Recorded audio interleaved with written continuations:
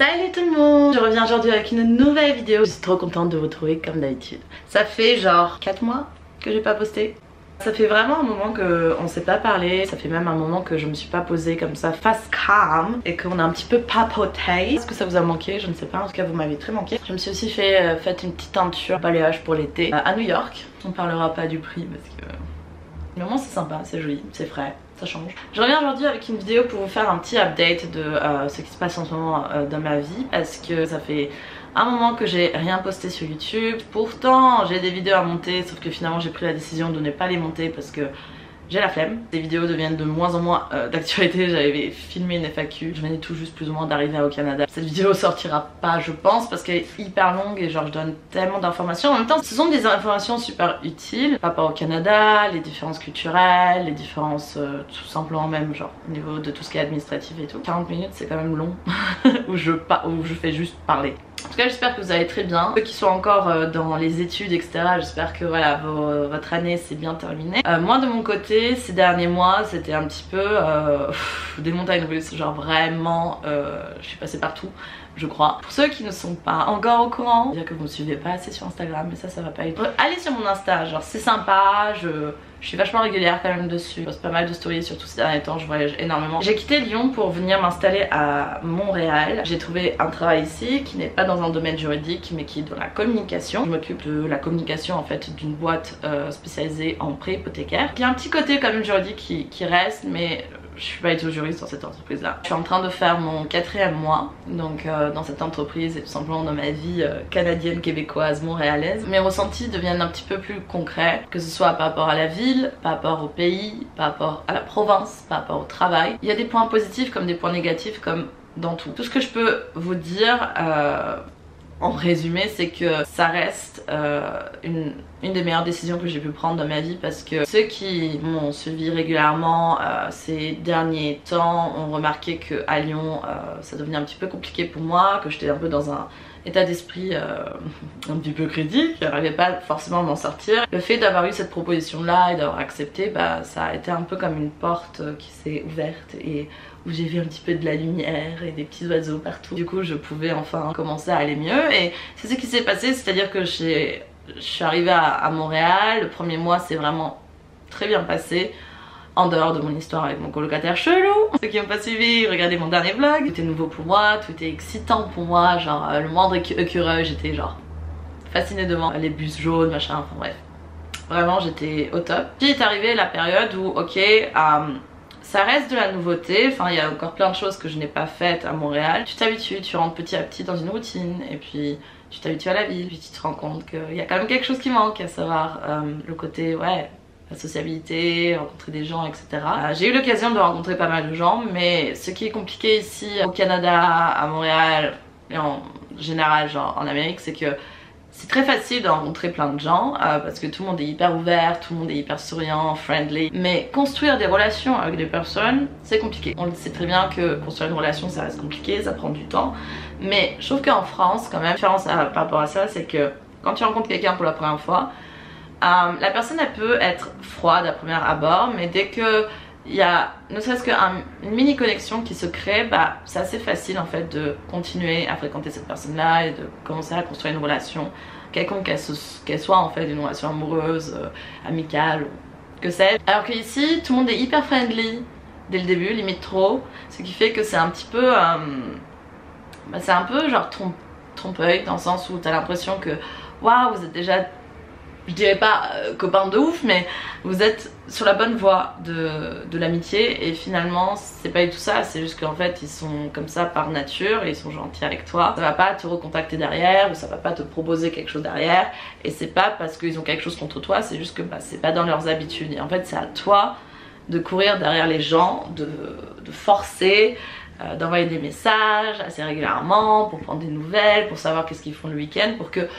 ces gens-là t'envoient un message en mode hey alors je vais là ce week-end, est-ce que ça te tente de venir avec nous? Et j'avais un peu du mal avec ça au début. C'est ça qui est compliqué avec l'immigration, c'est que bah tu pars dans un pays en étant super excité etc, de découvrir, enfin de voir ce qui t'attend là-bas, mais en même temps il faut que tu recommences tout, il faut que tu reconstruises tout et c'est compliqué. Ma batterie m'a lâché forcément, sinon c'est pas drôle. Et je vais me servir un petit verre de vin. Continuer la suite de mes aventures. Du coup après genre le mois où je suis arrivée, que tout était vraiment genre nouveau et tout, il y a eu le moment où genre je me sentais grave seule. C'est pas parce que tu quittes un pays, un continent carrément, enfin tout ce que t'avais chez toi, tu laisses les valises là-bas également, genre forcément. Ce que je pouvais ressentir à Lyon et un peu remonter à la surface petit à petit, pas à la même intensité qu'à Lyon, mais il y avait forcément des restes, vu que je ne l'ai pas réellement réglé, même pas du tout, et que quand tu le règles pas, bah forcément ça revient.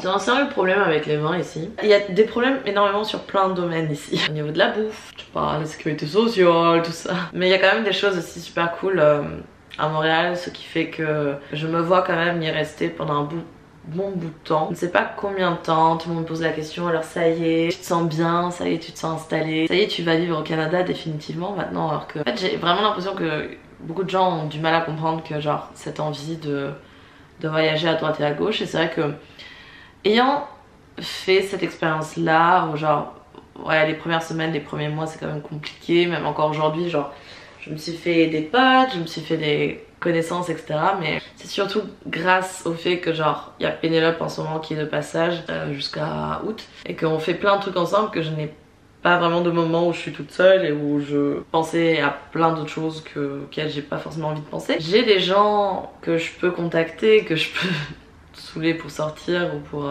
prendre un verre, mais c'est pas la même chose parce que forcément je viens tout juste d'arriver et ce sont des personnes que je viens tout juste de rencontrer, donc c'est quelque chose qui prend un peu plus de temps. Du coup j'ai emménagé dans un nouveau appart, je vis maintenant avec une autre fille, donc une amie que je me suis faite ici. Elle est rentrée là en France pour l'été, mais on va se retrouver en septembre, donc ça y est, une petite coloc à deux. J'ai vraiment très galéré avec la recherche d'appart pour le deuxième appart. C'est hyper compliqué même quand t'es sur place de trouver quelque chose parce que bah la majorité des propriétaires sont des Français qui veulent 3 milliards de trucs, y compris caution, etc. Quelque chose qui est tout à fait normal pour nous, mais ici c'est illégal de demander des cautions. Ou alors les Québécois qui demandent pas de caution ni rien, mais qui demandent un bon score de crédit. Pour vous expliquer brièvement, le score de crédit c'est en fait ici il y a le fonctionnement de 2 cartes bancaires. Il y a la carte de débit et la carte de crédit. La carte de débit c'est là où tu reçois ton argent, enfin ta paye dessus. Du coup tu peux l'utiliser un peu partout au Canada, pas à l'extérieur. Par exemple genre là quand j'étais à New York, bah j'ai pas pu utiliser ma carte de débit parce que ça marchait tout simplement pas là-bas. Tandis que la carte de crédit bah c'est une carte genre Visa avec laquelle tu peux payer du coup tout aussi.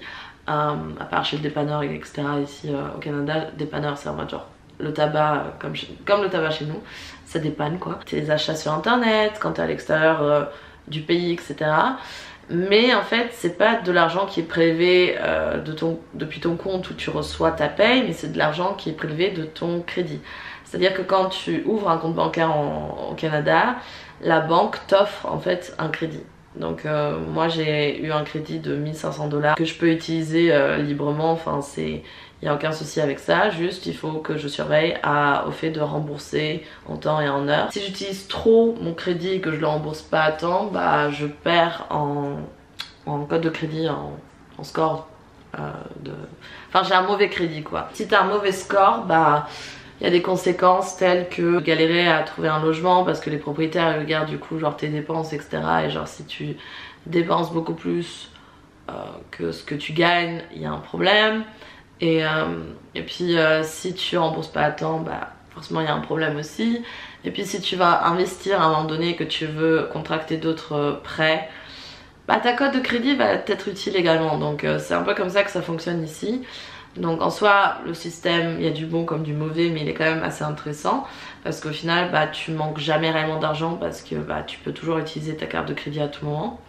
Mais c'est compliqué quand t'es nouveau arrivant parce que bah t'as pas forcément encore une cote de crédit qui est très représentative, même si honnêtement pour le moment elle est pas très mauvaise pour l'état de mes comptes. Ma chambre elle est quand même petite, genre pour le moment on a juste un lit, enfin un matelas pardon, pas le sommier parce que step by step. Après au niveau du travail bah ça se passe plutôt bien, je me suis grave acclimatée, habituée à l'environnement, à mes collègues de travail, aux petites habitudes et tout. C'est pas des missions qui sont très compliquées, c'est vraiment un travail qui est assez cool, où je peux un peu plus jouer avec ma créativité. Et c'est vrai que j'avais besoin de quelque chose comme ça après mes études de droit et après l'année que j'ai vécue, parce que j'avais besoin de vraiment quelque chose d'un peu plus chill et où je suis aussi dans un environnement professionnel plus sain, où du coup on ne me met pas la pression comme on pouvait me la mettre en France, et où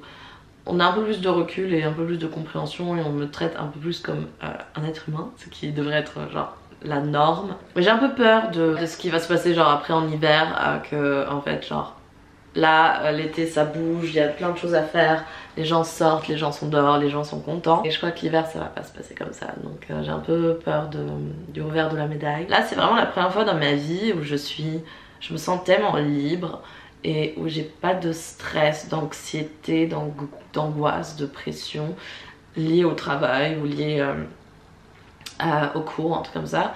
Et que vraiment je vais à ma journée de travail sans mal de ventre, quoi que ce soit, sans boule de ventre, sans boule au ventre plutôt. Je reviens de ma journée de travail et je peux encore profiter parce que du coup les journées de travail ici c'est moi je commence genre entre 9h et 9h30 et puis je finis, tout dépend de la journée, entre 15 et 17h. Donc c'est vrai que c'est grave tôt, mais c'est un peu comme ça que ça fonctionne ici. Je vais faire les 5 à 7, donc c'est les after work qu'ils appellent ça ici. Sinon je vais rentrer en France en août, si tout va bien, pendant un mois. Donc voir un peu la famille, aller un petit peu à Lyon aussi, voir mes amis. Donc ça va être cool. Donc il y a eu des hauts, il y a eu des bas, il va encore avoir des hauts et des bas. Il y a encore beaucoup de choses sur lesquelles je dois travailler, genre moi-même, genre de mois en mois. Mais dans l'ensemble, ça se passe bien quand même. Dans l'ensemble, on est sur la bonne voie. Là, avec les réseaux et tout, je sais pas trop quoi faire. Je sais pas vous, mais je trouve que YouTube est vachement en plein déclin. Instagram, ça va encore, mais ça c'est aussi un petit peu délicat. Mais TikTok, c'est... Même TikTok, limite, c'est un peu trop tard de se mettre dessus, mais c'est un peu encore le truc qui marche le plus. J'ai jamais commencé tout ça pour avoir une visibilité, pour gagner de l'argent ou avoir genre une pseudo-fame. J'ai toujours fait ça pour moi en premier lieu, genre ça a un côté thérapeutique quand même pour moi, genre le fait de faire des vidéos et parler comme ça et tout. Et puis je sais que par cette même occasion, il y en a qui s'identifient à moi et où mes paroles peuvent résonner en eux. Mais je sais pas si j'arrive pas genre vers la fin, parce que encore filmer les vidéos c'est pas ça tant le problème, c'est plutôt genre les monter. Et puis aussi j'ai vraiment l'impression que maintenant que je ne suis plus en droit, je sais il y en a qui continuent à rester, à me suivre avec ça parce que ils ont accroché avec ma personnalité et qu'ils ont envie d'en savoir plus de comment ma vie continue maintenant. Mais je sais qu'il y en a beaucoup, enfin que j'ai perdu aussi une bonne partie de ma communauté depuis que j'ai annoncé que genre j'arrêtais le droit, ou en tout cas que je le mettais en stand-by, que je me consacre à quelque chose de différent maintenant. Donc il faut juste que je réfléchisse en fait comment tourner le truc. Genre en soi j'ai d'autres projets sur lesquels j'aimerais genre aller, qui ont aucun rapport avec YouTube ou avec Instagram ou un truc comme ça, mais qui est vraiment sur une autre plateforme et un autre format.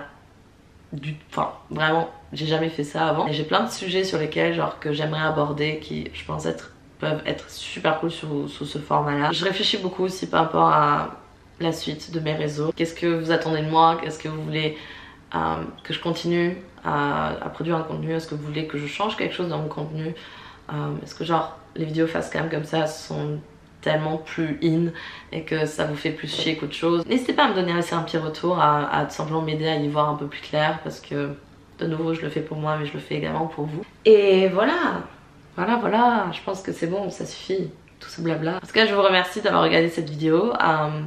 N'hésitez pas à me raconter aussi votre petite vie dans les commentaires, ou m'envoyer un petit message, genre j'ai l'impression que ça fait longtemps qu'on ne s'est pas parlé, donc ça me ferait plaisir. Merci en tout cas pour votre temps et confiance en vous, c'est très important. Et sur ce, je vous souhaite de passer une agréable journée, soirée, et on se dit à bientôt pour une nouvelle vidéo. Ciao!